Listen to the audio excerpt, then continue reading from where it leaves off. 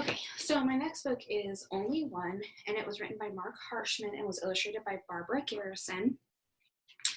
And this one is teaching children that even though there might be 100 of something, if it's still all combined into one, then it's still just one. Does that make sense? I'll read it for you. So there may be millions of stars, but only one sky. There may be 50,000 bees, but there's only one hive. There may be 500 seeds, but there is only one pumpkin. There may be 100 patches, but there's only one quilt. There may be 12 eggs, but there is only 1 dozen. There may be 11 cows, but there is only 1 herd. There may only be 10 cents, but there is only 1 dime. So, and that theme continues throughout the whole story. It talks about wagon wheels, all sorts of stuff. And basically this is teaching children, even though there may be thousands of something, they may only equate to one thing. And so for me, that's why I qualify it as a concept book. But I mean, basically because it is going to play into their cognitive development. You know, these are things that they're going to think about. Oh, there may be 4 tires on a car, but there's only 1 car. Or, you know, there may be 26 students in the class, but there's only 1 class.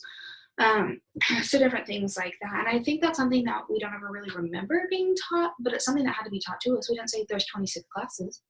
We said there's 26 students in the class. So I don't think that's ever something that we realize we're teaching, but we're teaching it. So let's take some notes on it. So cognitive, for the reasons that we just talked about. And then the literary term I found is, it could be stretched. So I chose theme, and I chose theme because on every page it says the word, but there's only 1 blank. And while normally theme is like tying like underlying plots together, if you break this down into something like poetry, that would be the theme. Would be that repeating. We just studied poetry in one of the classes this week. So, but it breaks it down into that one theme, and that is the theme, or, you know, kind of like the refrain of the poem. And this, I feel, could be read as a poem. I did try it. It could be if you didn't have to flip pages and you could look at it and read each stanza as a stanza. And so I think this would open up a really great opportunity into poetry, in teaching poetry. So I think for the cognitive portion of things, just having them walk around the room and recognize there's 7 things on the bulletin board, but only 1 bulletin board. So using that active learning again to apply what they've already learned using their critical thinking skills into real life and what they see.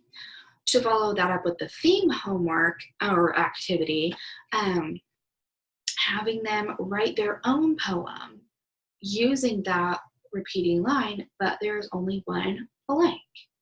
And they have to come up with so many stanzas. So I think that's the direction I would take this book. It was different. I didn't see anything else like it when I was there. I have never heard of it. And so it was definitely like an out there book, which is why I chose to include it, because it's very interesting. And so I think that's it.